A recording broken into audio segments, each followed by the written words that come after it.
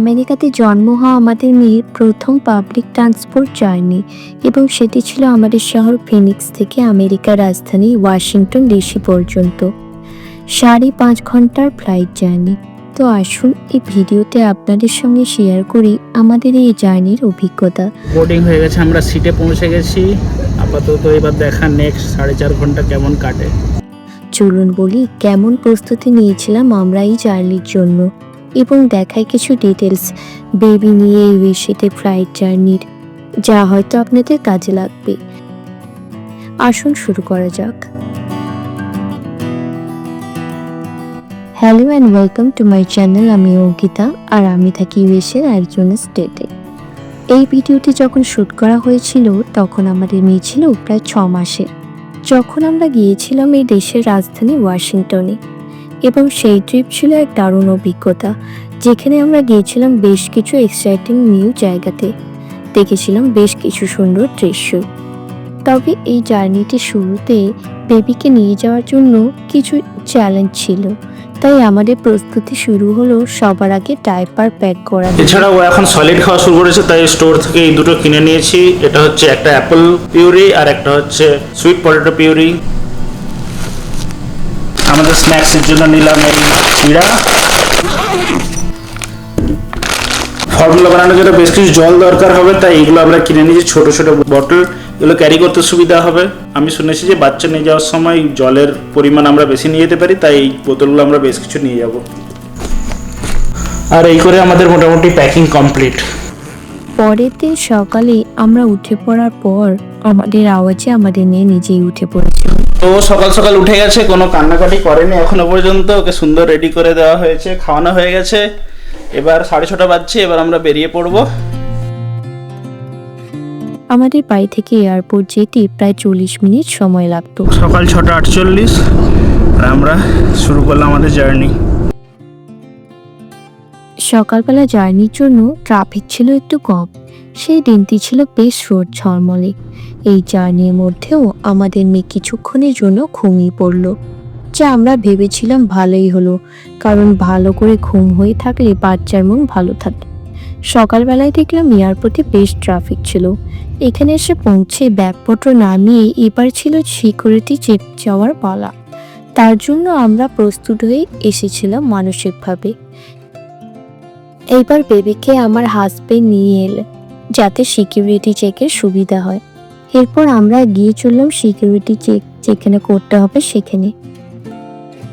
Security check হয়ে গেল, সেখানে রেকর্ডিং করা হয়। সিকিউরিটি চেক হয়ে গেল, অনেক ঝামেলা ছিল কিন্তু হয়ে গেছে।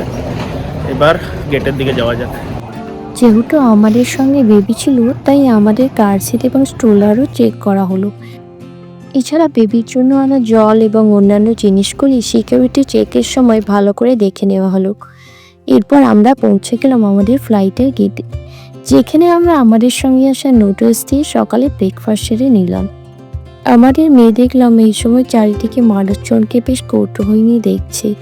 বেবি নিয়ে জার্নির একটু সুবিধা হলো বোর্ডিং অন্যদের থেকে আগে হয় আমাদের, তাই আমাদের তাড়াতাড়ি বোর্ডিং শুরু হলো এবং আমাদের বলা হলো যে কার সিট এবং স্ট্রোলার ফ্লাইটের গেটের কাছে রেখে দিতে, যেখান থেকে ওরা নিয়ে বোর্ডিং হয়ে নেবে। গেছে, আমরা সিটে পৌঁছে গেছি। আপাতত এবার দেখা নেক্সট 4.5 ঘন্টা কেমন কাটে। ফ্লাইটে আমরা আগে উঠে পড়ায় বেশ ভালোভাবে সহজেই আমাদের নিচের সিটে পৌঁছে যাই। সেখানে আমাদের মেয়ে নতুন পরিবেশ বেশ ভালোভাবে সবকিছু দেখেছিল। আমরাও মেয়ে কান্নাকাটি করেনি দেখে খুশি ছিলাম। তবে ফ্লাইটে এরপর সব লোকজন উঠে আসার পর ছাড়তে বেশ কিছু সময় লেগেছিল। এরপর আমাদের মেয়ে আবার এক রাউন্ড ঘুমিয়ে পড়ল। ধীরে ধীরে যতক্ষণে ফ্লাইট রওনা দিল ততক্ষণ আমাদের মেয়ে ঘুমিয়ে পড়েছে। আমরা শুনেছিলাম যে ফ্লাইটে বাচ্চাদের ক্ষেত্রে কানে ব্যথা হয়, তাই এই ধরনের একটি হেডফোন কিনে এনেছিলাম। মেয়ে ঘুমিয়ে পড়াতে এটি পরিয়ে দেওয়া হয় তাকে। তবে আমরা একটি জিনিস জেনেছিলাম ইন্টারনেট থেকে, যে ফ্লাইট যখন টেক অফ করে তখন যদি বেবিকে খাওয়ানো হয় তাতে কানে ব্যথা কম হয়। তাই আমরা অপেক্ষা করলাম ফ্লাইট টেক অফ করা। তারপর যখন ফ্লাইট টেক অফ করলো বেবিকে তখন ঘুমন্ত অবস্থাতেই আমরা চেষ্টা করলাম খাইয়ে দেওয়ার। এইভাবে শুরু হলো আমাদের এই জার্নি। বেবিকে দুধ খাওয়ানোর ফলে ভালোভাবেই খেয়ে নিল। শুরুটা বেশ ভালোভাবেই হলো। ধীরে ধীরে আমাদের ফ্লাইট আকাশে উঠে গেল। নিচে রইল ফিনিক্স শহর। তবে আমাদের মেয়ে ঘুমিয়ে থাকার জন্য এগুলো কিছুই জানতে পারলো না। দেখতে দেখতে খাওয়াও কমপ্লিট করে নিল বেবি, এবং আমরা এতে বেশ খুশি হয়েছিলাম, কারণ এই সম্পূর্ণ সময়টি আমাদেরও বেশ নিশ্চিন্তভাবেই কেটে গেল। ধীরে ধীরে ফ্লাইট আমাদের উপরে উঠে গেল এবং কিছুক্ষণের মধ্যেই শহর পেরিয়ে পাহাড় পর্বতের উপরে চলে গেল। কিছু সময় পরে নিয়ে উঠে পড়ল। তবে খেলার জন্য আমরা কিছু জিনিস নিয়ে এসেছিলাম, টিফিন করার জন্যও কিছু জিনিস ছিল। এই সময় বেশ জিনিসগুলো মুখে দিতে পছন্দ করত। এছাড়া বাইরে থেকে বিভিন্ন দৃশ্য থাকলেও সেগুলির প্রতি তার দেখার তেমন ইন্টারেস্ট ছিল না। এরপর দেখতে দেখতে আরো কিছু সময় কাটলো। নিয়ে কান্নাকাটি তেমন করেনি। আমরা তাকে এন্টারটেইন করার চেষ্টা করলাম। এরপর আরো কিছুক্ষণ পর সে ঘুমিয়ে পড়লো। আবার আমরা মোবাইলে কিছু শো দেখলাম। মেয়ে ছিল গভীর ঘুমে। শো চলছিল বেশ অনেকক্ষণ ধরে, তাই ঘুম পেয়ে গেল আমারও। তাই কিছুক্ষণ পরে আমিও ঘুমিয়ে পড়লাম। ঘুম যখন ভাঙলো তখন আমাদের ফ্লাইটে কোল্ড ড্রিঙ্ক সার্ভ করা হলো। মেয়ে তখন ঘুমিয়েছিল, তাই এগুলি শেষ করতে আমাদের বেশ সুবিধা হলো। কিছুক্ষণ পরে যখন সে উঠলো, আমরা তখন এই ট্রেটা তাকে দিলাম খেলার জন্য। এই এখনো পর্যন্ত ছোট থাকে এই ছোট ছোট জিনিসগুলো নিয়ে খেলে তার ভালোই সময় কেটে যায়। এভাবে আরো কিছু সময় যাওয়ার পর প্লেন নিচের দিকে নামা শুরু করলো। তখন নিচে ঘর বাড়ি দেখতে পেলাম। দেখলাম আমেরিকার এই সাথে অনেক জায়গায় গাছপালা বেশি রয়েছে আমাদের অ্যারিজোনার তুলনায়। ধীরে ধীরে ঘর বাড়ি আরো কাছে আসতে শুরু করলো। আবার যখন প্লেন ল্যান্ড করার সময় হলো, আমাদের মেয়ে কিন্তু আবার ঘুমিয়ে পড়ল। তবে টেক অফের সময় বিভিন্ন প্রিকশন নিতে হলো। ল্যান্ডিং নিয়ে এত ভাবনা ছিল না। যতক্ষণে ফ্লাইট ল্যান্ড করলো সে সম্পূর্ণ ঘুমিয়েছিল। এরপর ফ্লাইটের গেটে আমরা আমাদের স্ট্রোলার এবং কারশিট আবার কালেক্ট করলাম। ফ্লাইট থেকে বেরিয়ে এলাম। এই জার্নিতে ডাইপার চেঞ্জ করার কোনো প্রয়োজন পড়েনি, তাই সেটি ভালো হয়েছিল আমাদের পক্ষে। এরপর নতুন শহরে সুন্দর চা চকচকে এয়ারপোর্ট দেখতে দেখতে আমরা বেরিয়ে পড়লাম। আমাদের আবার উবার করে নিজেরা হোটেল পৌঁছাতে হতো, তাই সেই মতো গুগল দেখে আমরা বেরিয়ে পড়লাম এবং বুক করলাম উবার।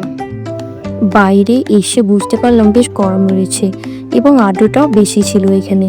তবে আমাদের মনের মধ্যে বেশ এক্সাইটমেন্ট ছিল এই নতুন শহর দেখার জন্য, যেখানে দেখলাম বেশ গাছপালা রয়েছে এবং কিছুক্ষণ পরে কিছু আইকনিক জায়গাও দেখা যাচ্ছিল গাড়ি থেকে। আর বেশ কিছু সুন্দর বিল্ডিংসও দেখলাম এবং আরো কিছু জায়গাও আমাদের দেখা বাকি ছিল, যেগুলো আমরা পরের ভিডিওতে এক্সপ্লোর করব। আপাতত এগুলোকে বাইরে থেকে দেখেই আমরা পৌঁছে গেলাম আমাদের হোটেলে, যেখানে আমাদের রুম বুক করা ছিল এবং হোটেল রুমে আমাদের যে জানালাটি ছিল সেখান থেকে দৃশ্য ছিল এইরকম। তবে দূরে একটু কোণে এরকম দেখা যাচ্ছিল একটুখানি রাস্তা। এরপর এই জার্নিটি আমরা আজকের দিনের মতো শেষ করলাম।